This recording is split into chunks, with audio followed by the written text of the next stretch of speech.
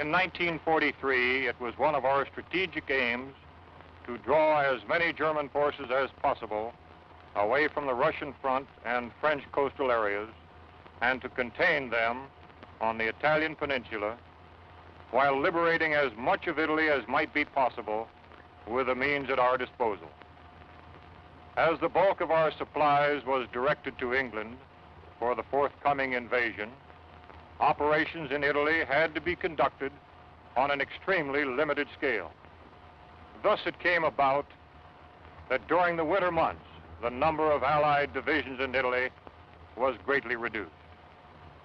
Yet so determined was their effort that they succeeded in holding in Italy a very large number of German divisions during the pre-invasion period. San Pietro in the 5th Army sector was the key to the Liri Valley. We knew it, and the enemy knew it. We had to take it, even though the immediate cost would be high. We took it, and the cost in relation to the later advance was not excessive.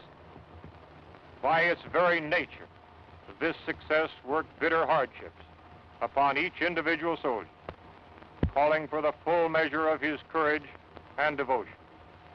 The response of our 5th Army troops provides an inspiring page in our military history. To these individuals, living and dead, and to those who now continue in their tradition, this picture is dedicated.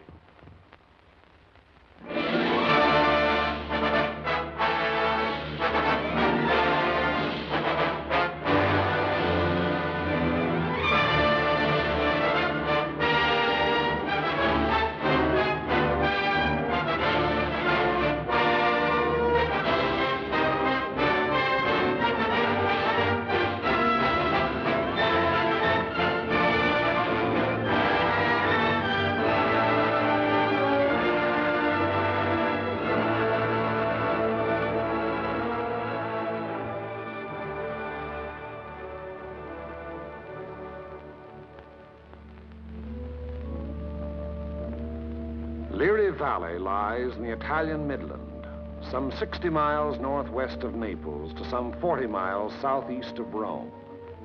A wide, flat corridor enclosed between 4 walls of mountains. In winter, the highest peaks of the Liri Range ascend into the snows, but the valley floor with its olive groves and ancient vines, its crops of wheat and corn, is green the year around. That is, in normal times. Last year was a bad year for grapes and olives, and the fall planting was late. Many fields lay fallow. There are 2 ways from the south into the valley. One, a narrow pass. The other, a high, scenic road over the mountains. They converge before the site of the ancient village of San Pietro, which for 700 years has stood at the threshold of Liri Valley, welcoming the traveler. The stones of its walls were quarried out of the parent hill from whose slopes it rises. Population 1,412 at the last census. A farming community. Patron saint, Peter. Point of interest, St. Peter's, 1438. Note, interesting treatment of chancel.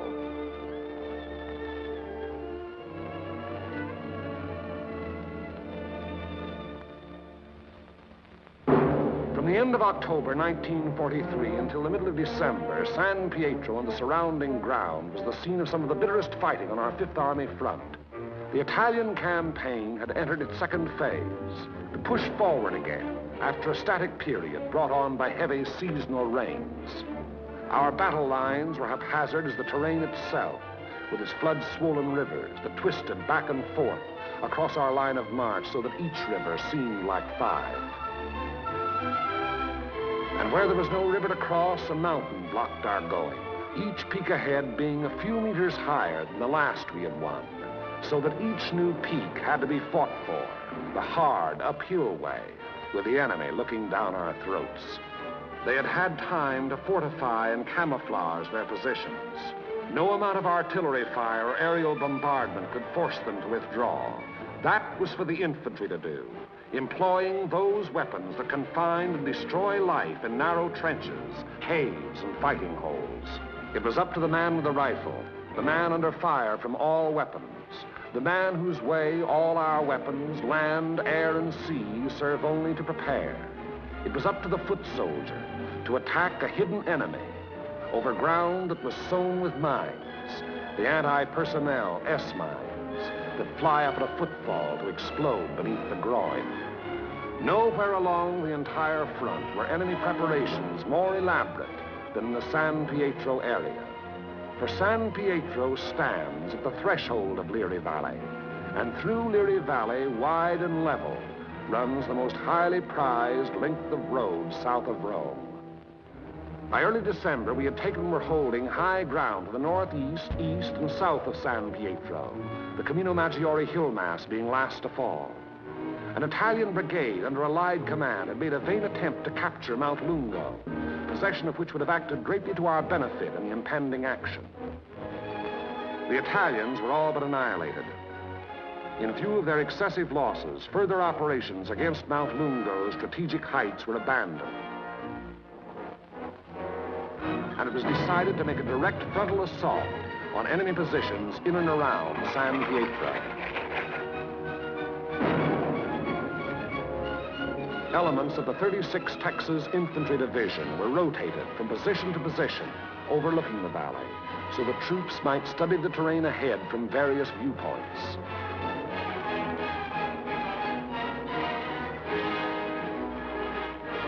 Patrol activity was continuous.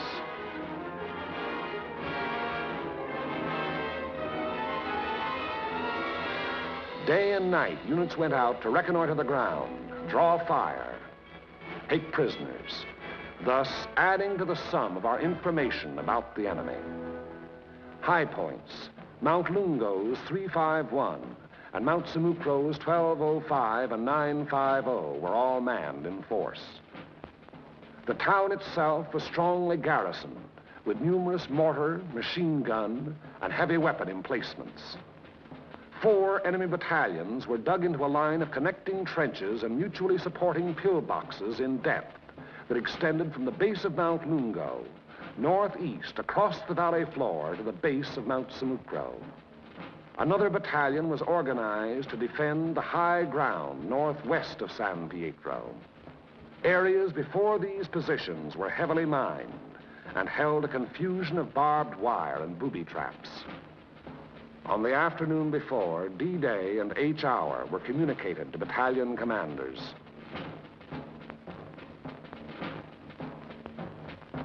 December 8th, at 0620 hours, the 1st Battalion of the 143rd Infantry Regiment to attack the summit of 1205, having moved up the mountain under cover of darkness, and upon achieving its objective to attack along the ridge to a point northwest of San Pietro.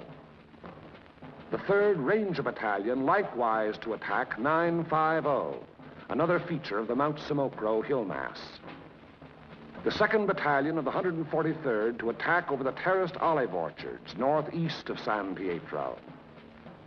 The 3rd Battalion acting in support to follow the 2nd at 400 yards. Of the original force to establish the beachhead at Salerno, the 143rd had since spent all but a fortnight in action under extremely bitter weather conditions. At Salerno, at the Volturno crossing, it had taken mortal punishment. The task ahead promised no less bloodshed, yet it was undertaken in good spirits and high confidence. The 1st Battalion began the long, rugged climb up Mount Simucro.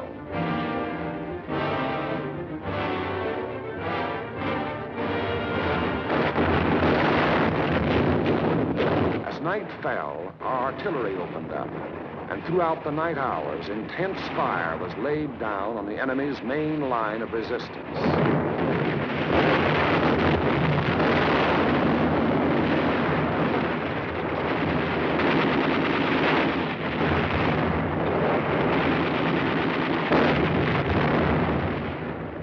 It had rained most of the night, and it was raining at each hour when the 2nd and 3rd Battalions crossed the line of departure.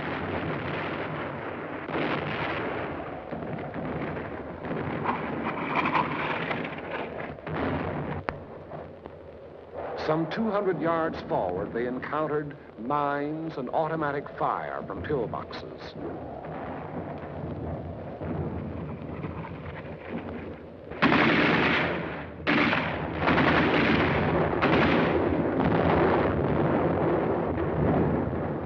Artillery were deadly accurate by reason of excellent enemy observation from Mount Lungo, overlooking our advance, which continued another 200 to 400 yards.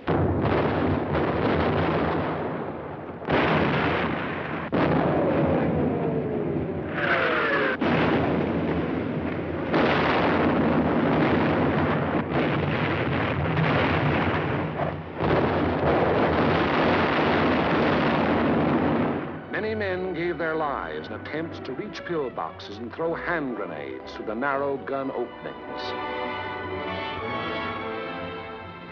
The 3rd Battalion was committed.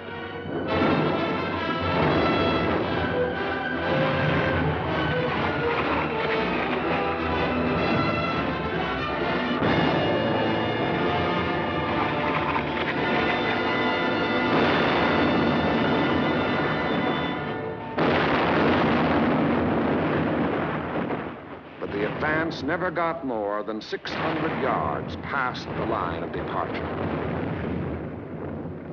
Our initial assault on San Pietro had been repulsed with heavy casualties.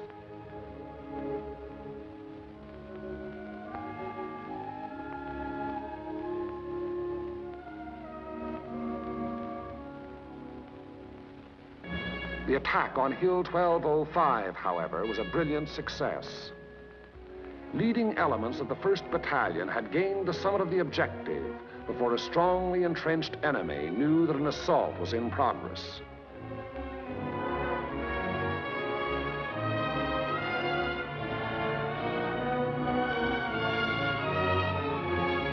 To the right of 1205, the 3rd Ranger Battalion had also captured its objective, but only after successive attacks and costly casualties.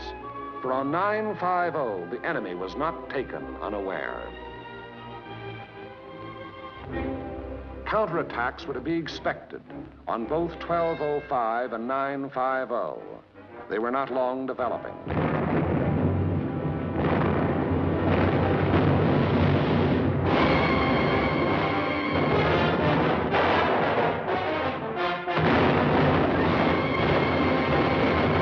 The first was launched during the early daylight hours, and even as it was beaten off, another took form.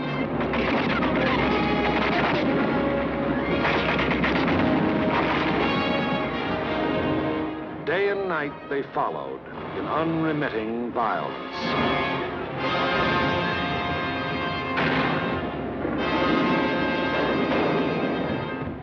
The toll of enemy dead mounted with each new attempt.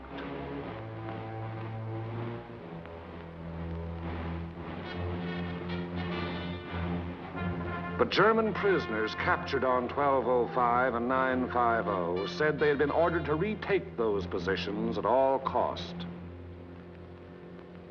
In addition to defending Hill 1205, the 1st Battalion, obedient to the field order, undertook the reduction of enemy defenses which were organized along the ridge running west.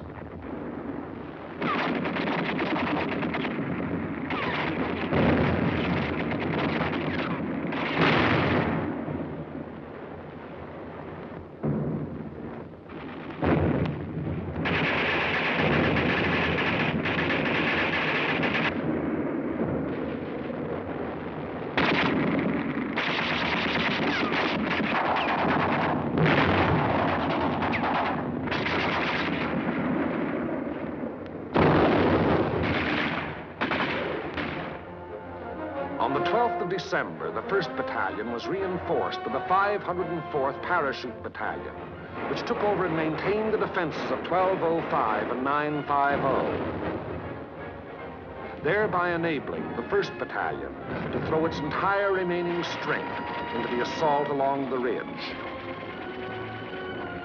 But the 1st strength had dwindled and shrunk in the 5 days past, and there was now a question as to whether its existing numbers were sufficient to prevail. Reports during the night of the 14th of December stated that the enemy was offering bitter resistance and that the issue was in grave doubt. Meanwhile, on the olive terraces below, the 2nd and 3rd Battalions had twice again attempted to reach their objective. Both times they had come up against a wall of automatic weapon, mortar, and artillery fire.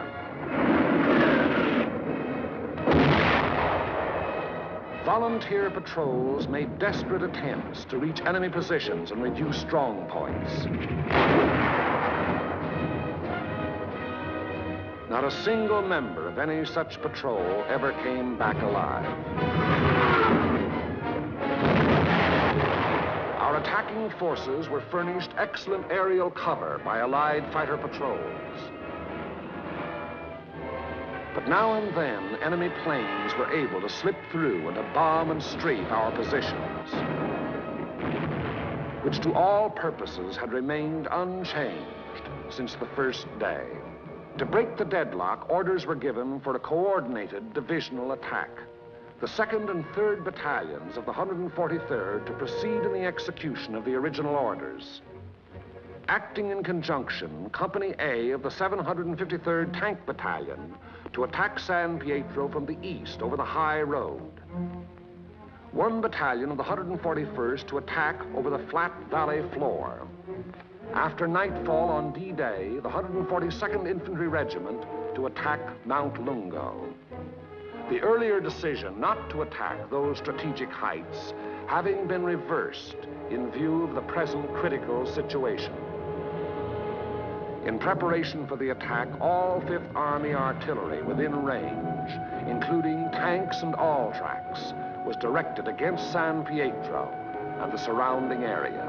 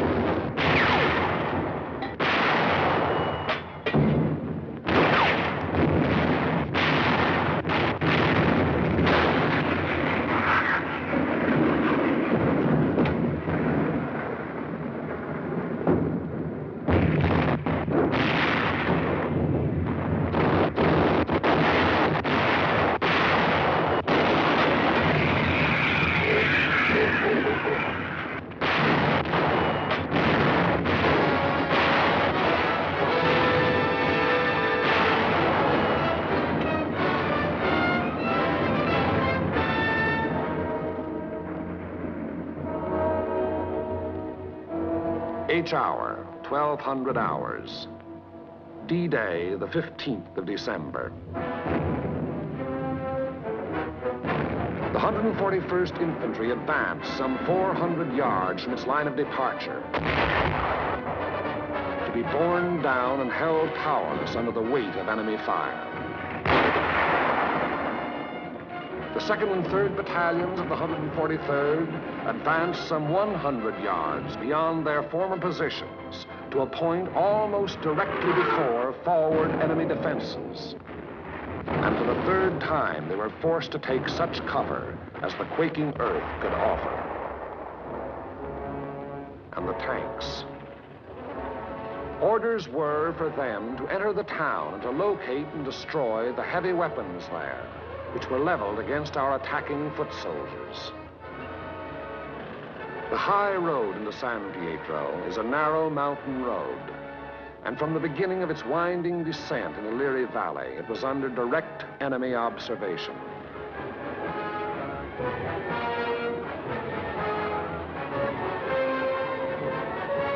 "16 tanks started down that road. 3 reached the outskirts of the town.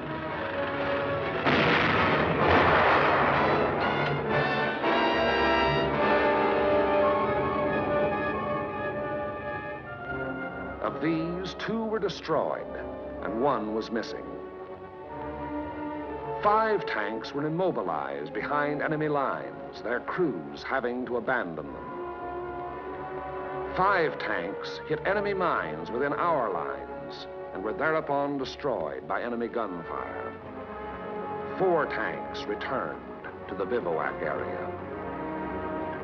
After dark, 2 companies, 1 from the 2nd Battalion and 1 from the 3rd, finally succeeded in penetrating enemy positions before San Pietro.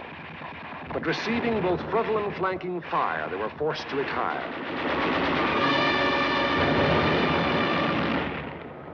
Company E having been reduced in strength to a handful of riflemen, and Company L faring little better.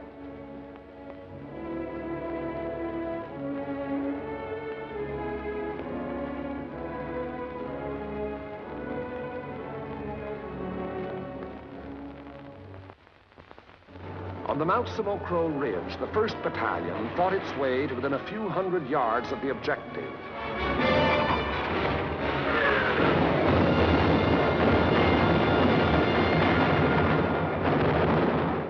But it had paid for ground gained at the rate of a man a yard, and it did not have strength to carry the fight any further forward.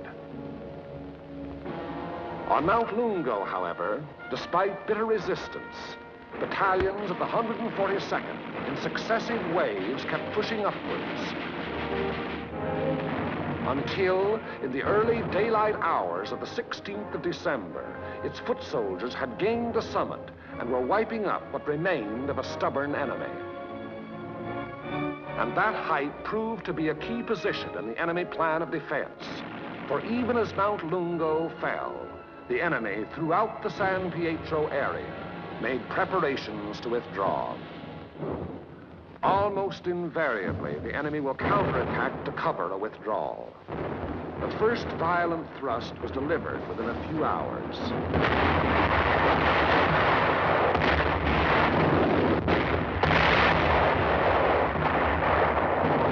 And thereafter, counterattacks came in waves, the roar of the last mingling with the rush and fury of the next to break. Many companies lost all their officers. Enlisted men came forward as inspirational leaders to rally their battered companies into resisting yet one more onslaught. Our own artillery was brought to fall within 100 yards of our front-line elements.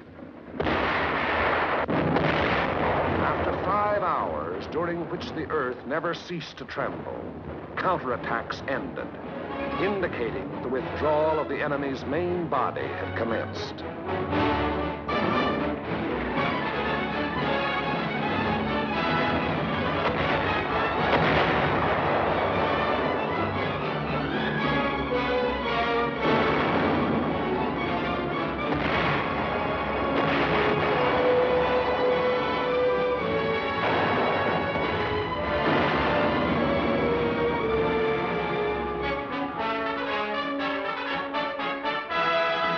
In an effort to maintain contact with the enemy, our patrols immediately pushed ahead.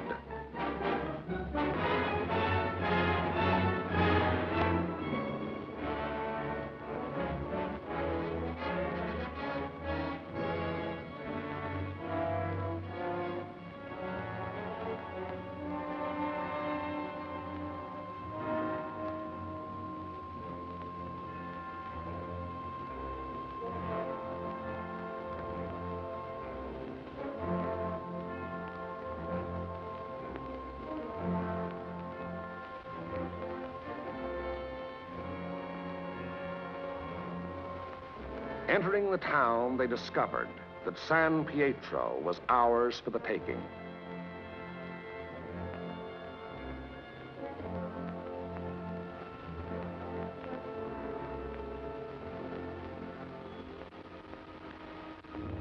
The 2nd and 3rd battalions, less than a rifle company in strength, weary to death who were alive, stumbled forward past San Pietro to consolidate gains and re-establish contact with the enemy, now taking up new positions some 5 kilometers beyond. That is the broad shape of the Battle of San Pietro, which was but the first of many battles in the Erie Valley. It was a very costly battle. After the battle, the 143rd Infantry Regiment alone required 1,100 replacements.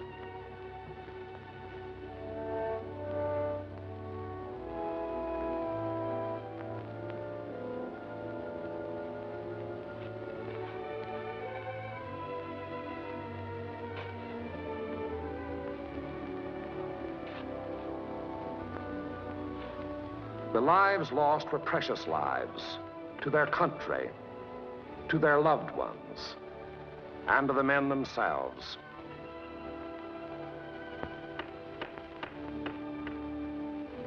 For the living of the 143rd Infantry Regiment, more than 100 decorations for acts of valor above and beyond the call of duty.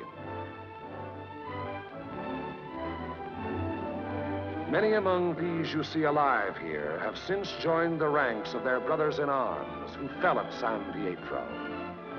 For ahead lay San Vittore and the Rapido River and Cassino, and beyond Cassino more rivers and more mountains and more towns, more San Pietros, greater or lesser, 1,000 more. As the battle passed over and beyond San Pietro, westward, townspeople began to appear, coming out of their caves in the mountains where they had stayed in hiding during the enemy occupation. They were mostly old people and children.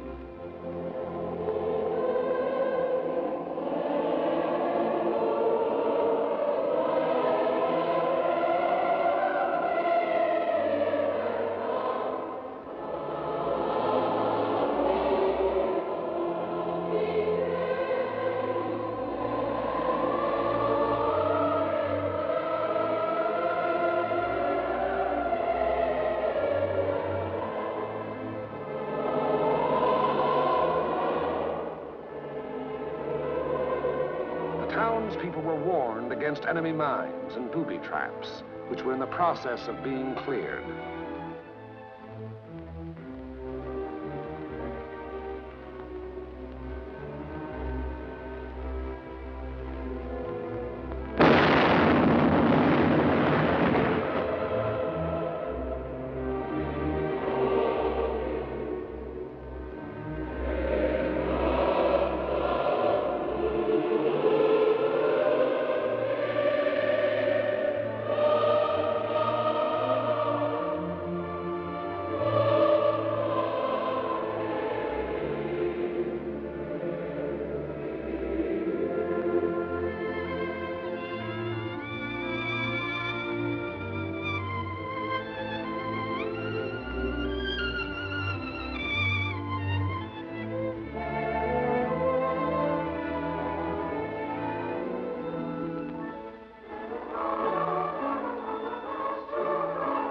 Children are able to forget quickly.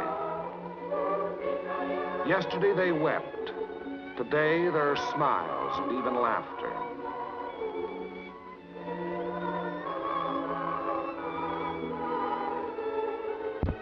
Tomorrow it will be as though the bad things had never happened.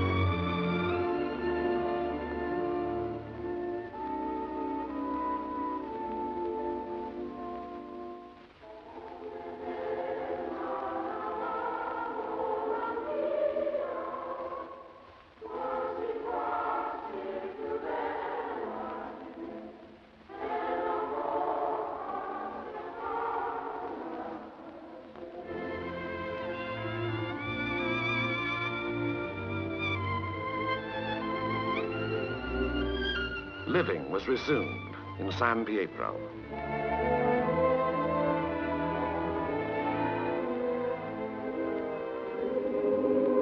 Our Our prime military aim being to engage and defeat the enemy, the capture of the town itself and the liberation of its people is of an incidental nature.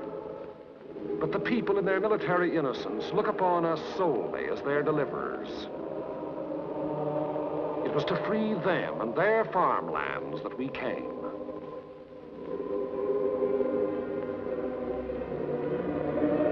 Behind our lines, southwest to the sea, the fields are green with growing crops planted after our coming by other people of other towns who believed likewise.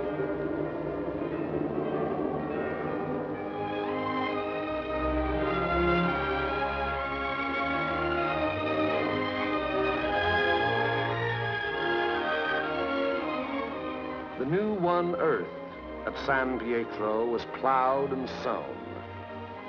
It should yield a good harvest this year.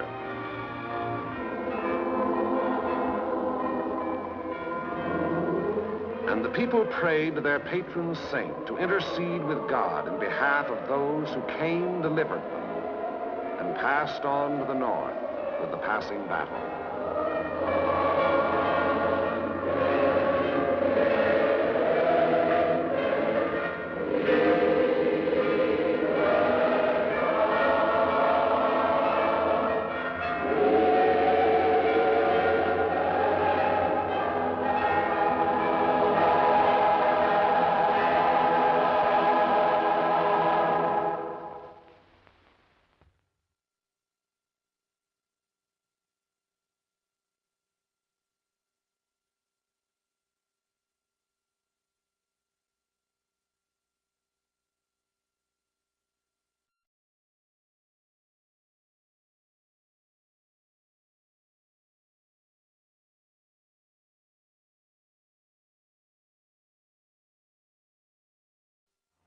In 1943, it was one of our strategic aims to draw as many German forces as possible away from the Russian front and French coastal areas and to contain them on the Italian peninsula while liberating as much of Italy as might be possible with the means at our disposal.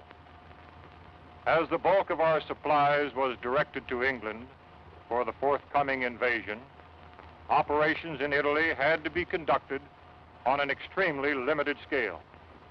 Thus it came about that during the winter months, the number of Allied divisions in Italy was... But the valley floor with its olive groves and ancient vines, its crops of wheat and corn, is green the year around. That is, in normal times. Last year was a bad year for grapes and olives, and the fall planting was late. Many fields lay fallow. There are two ways from the south into the valley. One, a narrow pass. The other, a high, scenic road over the mountains. They converge before the site of the ancient village of San Pietro, which for 700 years has stood at the threshold of...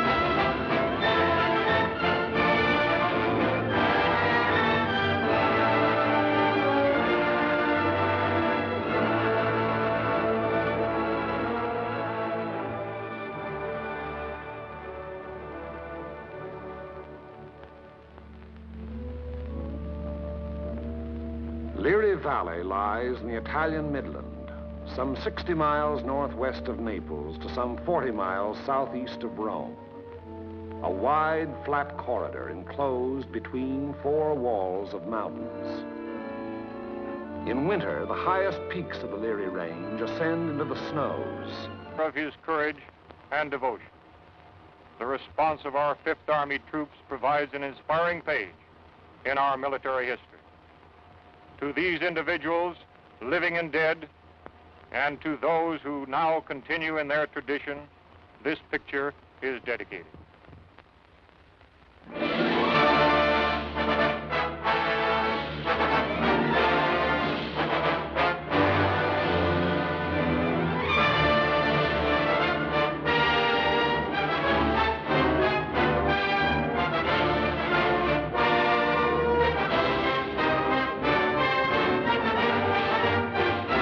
Reduced. Yet so determined was their effort that they succeeded in holding in Italy a very large number of German divisions during the pre-invasion period. San Pietro in the 5th Army sector was the key to the Liri Valley. We knew it, and the enemy knew it. We had to take it, even though the immediate cost would be high. We took it, and the cost in relation to the later advance was not excessive. By its very nature, this success worked bitter hardships upon each individual soldier, calling for the full measure